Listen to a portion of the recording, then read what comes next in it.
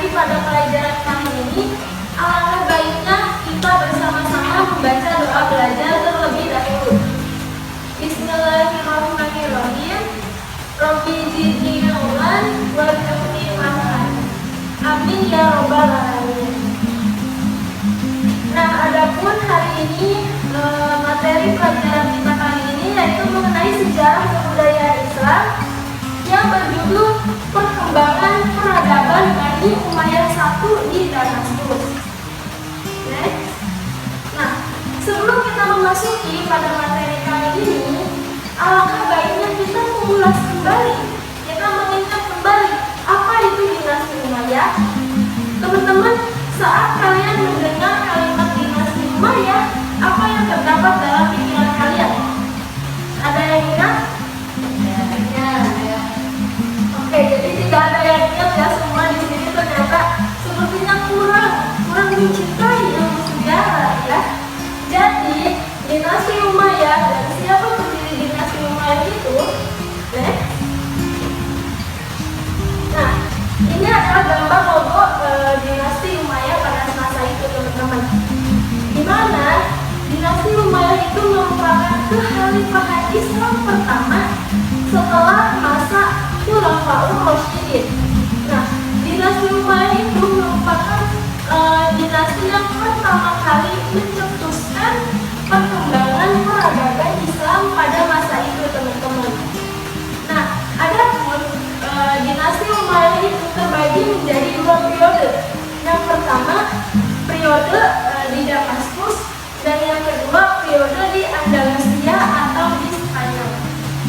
Adapun yang akan kita bahas hari ini yaitu dinasti Umayyah pada masa periode di Damaskus. Kenapa? Karena pada masa ini dinasti Umayyah itu mengalami kemajuan pemerintahan atau kemajuan peradaban yang sangat besar. Adapun pendiri dinasti Umayyah yaitu Muawiyah bin Abu Sufyan.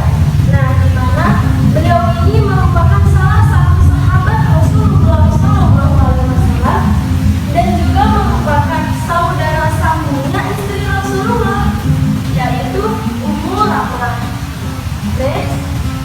Nah, lalu apa saja perkembangan peradaban dinasti Umayyah di Damaskus itu? Di sini ada 4 perkembangan peradaban dinasti Umayyah. Yang pertama yaitu proses kodifikasi hadis pada masa Khalifah Umar bin Abdul Aziz. Yang kedua yaitu proses perkembangan yang kedua itu proses perkembangan ilmu pengetahuan pada masa Bani Umayyah. Yang ketiga, peradaban yang tumbuh pada masa Bani Umayyah. Dan yang keempat, pusat-pusat peradaban Bani Umayyah. Yang pertama yaitu proses kodifikasi hadis pada masa Khalifah Umar bin Abdul Aziz. Nah, teman-teman, di sini ada kata kodifikasi hadis. Ada yang tahu nggak apa itu kodifikasi hadis? Tidak. Oke, tidak ada yang tahu lagi ya. Jadi kodifikasi hadis itu merupakan proses pengumpulan, pemilihan lembaran-lembaran hadis yang dimana dikumpulkan dalam suatu bentuk mushaf atau suatu bentuk buku. Nah, jadi pada masa dinasti Umayyah itu hadis itu belum berupa buku, masih berupa lembaran-lembaran. Makanya Khalifah Umar bin Abdul Aziz itu berinisiatif kepada para ahli agama pada masa itu untuk mengumpulkan hadis. Nah, Khalifah Umar bin Abdul Aziz itu merupakan khalifah yang ke-8 pada masa dinasti Umayyah di Damaskus. Adapun dinasti Umayyah itu pertama kali berdiri pada tahun 99 sampai 101 Hijriah. Apabila dimasehikan yaitu pada tahun 660 sampai 750 Masehi. Nah, ada yang tahu nggak kira-kira berapa sih lamanya dinasti Umayyah di Damaskus itu berdiri? Yaitu sekitar 99 sampai 101 Hijriah. Berapa tahun? Ada yang tahu?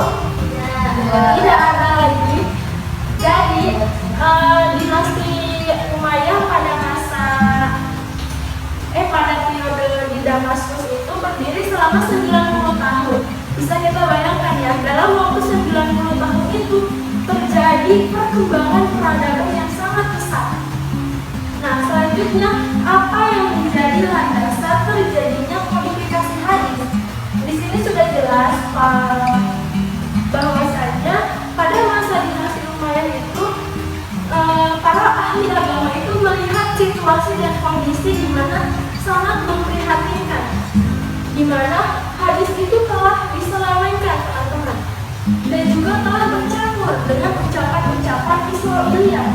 Nah, Israiliyat itu merupakan cerita-cerita yang dibawa oleh orang-orang Yahudi yang baru memeluk agama Islam. Alasan yang kedua, hadis juga telah disalahfungsikan, yaitu hadis dijadikan sebagai penguat eksistensi dalam suatu kelompok, seperti kelompok Bani Umayyah, kelompok Khawarij, dan juga kelompok Syiah. Nah, oleh karena itulah Khalifah Umar bin Abdul Aziz memerintahkan para imam-imam hadis untuk melakukan pengumpulan atau untuk melakukan kodifikasi hadis agar hadis itu selalu terjaga, agar hadis itu tidak tercampur dengan ucapan-ucapan Israiliyat tadi, teman-teman. Nah, berbicara mengenai imam-imam hadis, tentunya imam-imam hadis pada masa dulu sampai sekarang itu yang kita ketahui, yang kita kenal, ada berapa, teman-teman? Atau mungkin teman-teman ada yang bisa menyebutkan siapa aja imam-imam hadis yang terkenal? Imam Bukhari, terus Imam Muslim, terus sama Imam An-Nasai, dan masih banyak juga yang lainnya. Oke, next. Nah, para imam-imam tersebut itu mereka melakukan usaha atau ikhtiar dalam rangka mengumpulkan lembaran-lembaran hadis itu agar terbentuk sebuah mushaf atau terbentuk sebuah buku.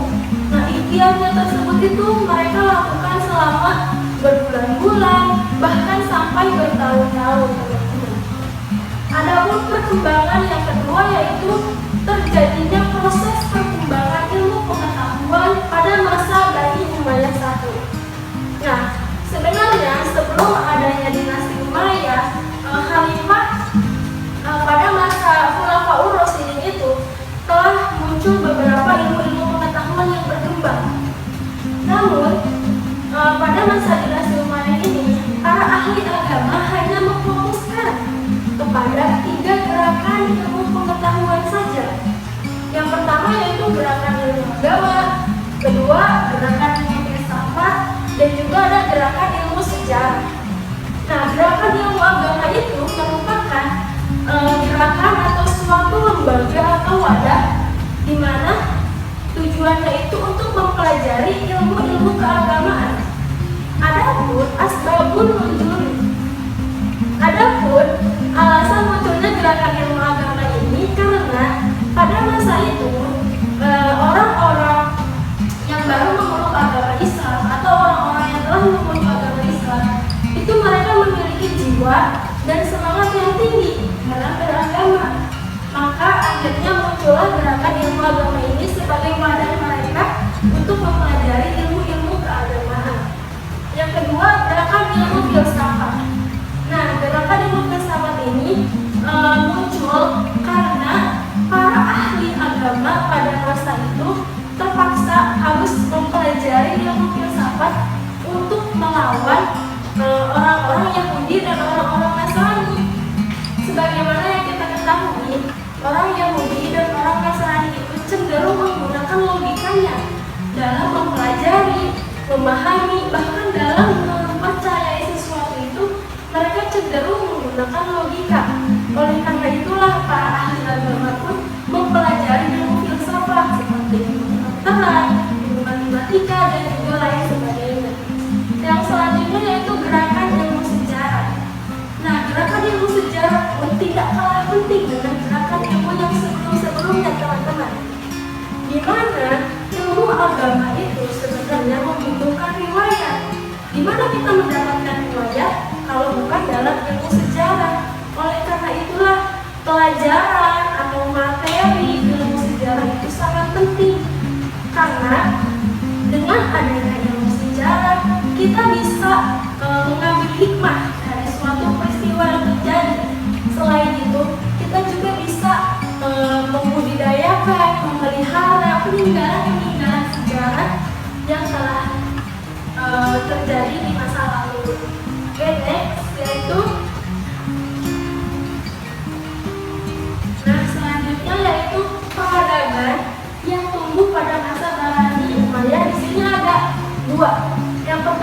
yaitu ilmu pengetahuan, dan yang kedua departemen pemerintahan. Nah, di sini ilmu pengetahuan itu memiliki kemajuan yang sangat pesat. Tentunya di sini ada beberapa cabang ilmu pengetahuan yang memiliki kemajuan. Yang pertama yaitu ilmu tafsir. Ilmu tafsir memiliki kemajuan yang bisa dikatakan sangat besar pada masa dinasti Umayyah, dikarenakan pada masa itu ilmu tafsir itu masih berupa ucapan ke ucapan dan ucapan seseorang kepada banyak orang, belum dikumpulkan, belum berupa lembaran seperti hadis gitu. Makanya ilmu tafsir itu memiliki kemajuan yang sangat besar. Yang selanjutnya yaitu ilmu hadis. Nah, sebagaimana yang telah saya jelaskan tadi bahwa ilmu hadis itu memiliki kemajuan yang sangat besar, salah satunya yaitu dengan terjadinya proses kodifikasi hadis atau pengumpulan lembaran-lembaran hadis dalam sebuah mushaf atau sebuah buku. Yang selanjutnya yaitu ilmu qiraat. Menurut sejarahnya, ilmu qiraat itu merupakan ilmu yang pertama kali sangat berkembang pesat pada masa dinasti Umayyah ini. Mengapa? Karena pada saat itu orang-orang yang baru masuk Islam, orang-orang yang telah masuk Islam, mereka mau tidak mau harus mempelajari Al-Quran. Di mana ilmu qiraat itu merupakan ilmu yang membicarakan bagaimana tata cara mempelajari, memahami, dan membaca ilmu Al-Quran. Nah, yang selanjutnya ada ilmu nahwu. Nah, ilmu nahwu itu merupakan ilmu yang tidak kalah penting juga, teman-teman. Di mana ilmu nahwu itu merupakan ilmu yang berbicara mengenai bagaimana sih tata cara mempelajari bahasa Arab. Terutama pada masa dinasti Umayyah itu banyak sekali orang-orang di luar Arab yang baru memeluk agama Islam. Nah, mereka itu jika ingin berkomunikasi harus menggunakan bahasa Arab. Oleh karena itu, ilmu nahwu itu mulai diperhatikan, mulai banyak dipelajari. Yang selanjutnya ada ilmu tarikh dan geografi, dan juga ada ilmu segi bahasa. Nah, ada pun departemen pemerintahan yang mengalami kemajuan yang bisa dikatakan pesat pada masa dinasti Umayyah itu. Di sini ada 3. Yang pertama yaitu An-Nidam Al-Iradi. An-Nidam Al-Iradi itu bisa kita katakan sebagai suatu lembaga pemerintahan yang khususnya pada bidang politik. Nah, dalam An-Nidam Al-Iradi itu mereka mempunyai fungsi yaitu untuk mengatur dan mengelola pembagian wilayah kekuasaan. Karena sebagaimana yang kita ketahui bahwa dinasti Umayyah itu terkenal dengan perluasan kekuasaannya. Apalagi hebatnya dinasti Umayyah itu mereka bisa memperebutkan wilayah kekuasaan sampai ke negara Spanyol, yaitu ke Andalusia. Nah, yang selanjutnya ada An-Nidam Al-Mali. Nah, An-Nidam Al-Mali itu merupakan lembaga pemerintahan yang berkhususkan untuk mengatur, mengelola bagian keuangan. Nah, dalam An-Nidam Al-Mali terdapat 2 kewajiban. Yang pertama yaitu ad-dorib dan juga ada musyawarif baitul mal. Nah, ad-dorib itu merupakan kewajiban seorang warga negara untuk membayar kepada pemerintahan atau untuk membayar kepada suatu negara, atau istilah sekarang itu bisa dikenal dengan istilah pajak, membayar pajak. Jadi membayar pajak itu sudah ada sejak zaman dahulu, teman-teman. Nah, yang selanjutnya kebijakan yang kedua yaitu musyawarif baitul mal. Nah, musyawarif baitul mal itu merupakan kewajiban negara untuk mengeluarkan uang yang dimana uang tersebut dipergunakan untuk negara itu sendiri. Contohnya seperti uang pembangunan, memberi gaji, terus uang perang, biaya perang, dan lain-lain sebagainya. Nah, yang selanjutnya ada An-Nidam Al-Harbi. Nah, An-Nidam Al-Harbi itu merupakan lembaga pemerintahan yang berpusat pada bagian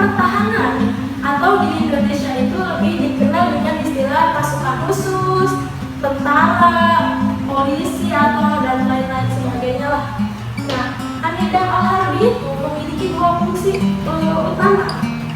Yang pertama, fungsi yang pertamanya yaitu untuk mempertahankan wilayah kekuasaan dinasti Umayyah dari serangan para tentara Nasrani dan juga Yahudi. Nah, fungsi yang kedua yaitu untuk memperluas wilayah kekuasaan dinasti Umayyah. Sebagaimana yang kita ketahui bahwa dinasti Umayyah itu terkenal dengan perluasan wilayahnya, di mana perluasan wilayahnya itu merupakan sebuah ajaran dakwah pada masa itu, namun dengan cara perang atau memperluas wilayah kekuasaan. Oke, next. Nah, di sini ada pusat-pusat kota yang menjadi peradaban dinasti Umayyah. Di sini ada kota Kuba, kota Basra, kota Syria, kota Andalusia, dan lain sebagainya. Oke.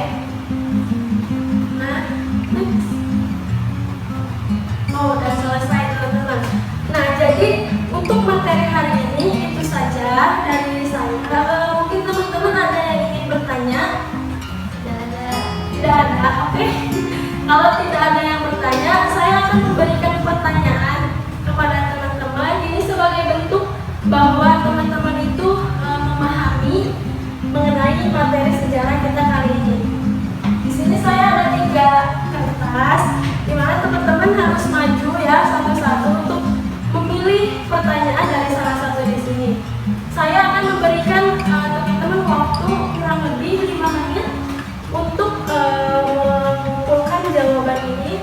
Nanti jawabannya kalian baca masing-masing ya.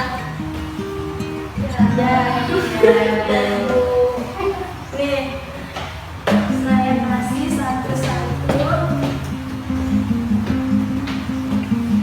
Oke, waktunya dimulai dari sekarang.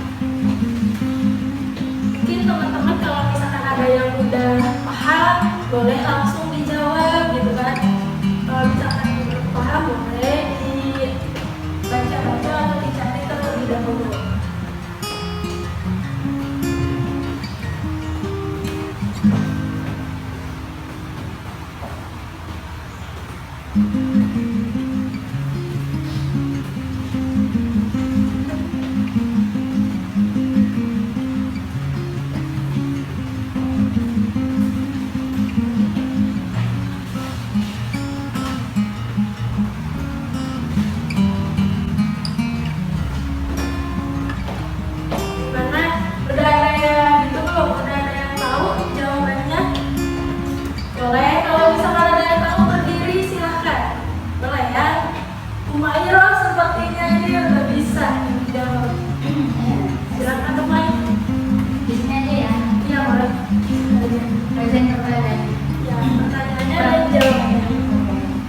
Pertanyaannya di sini, dinasti Umayyah adalah,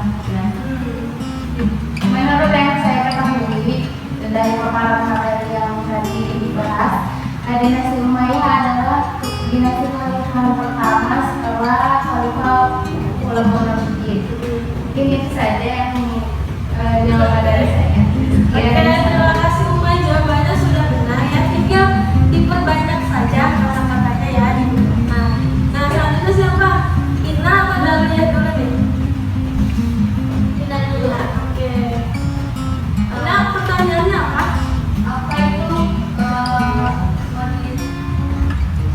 modifikasi hadis? Nah, jadi menurut saya jawabannya yaitu lembaran hadis seperti itu. Oke, lembaran hadis saja. Maaf, bukan jadi pengumpulan lembaran hadis. Dalam bentuk musnad apa ya? Dalam bentuk mushaf atau buku ya. Ya. Oke. Selanjutnya Dalia mungkin sudah ada jawabannya. Pertanyaannya tadi, siapa saja imam hadis yang terkenal? Yang seingat saya aja ada 2, yaitu Imam Bukhari sama Muslim. Oke, terima kasih Dalia jawabannya. Jadi begini teman-teman, sebenarnya dari semua jawaban teman-teman itu semuanya sudah tepat ya. Hanya saja mungkin tinggal diperluas lagi kata-katanya sama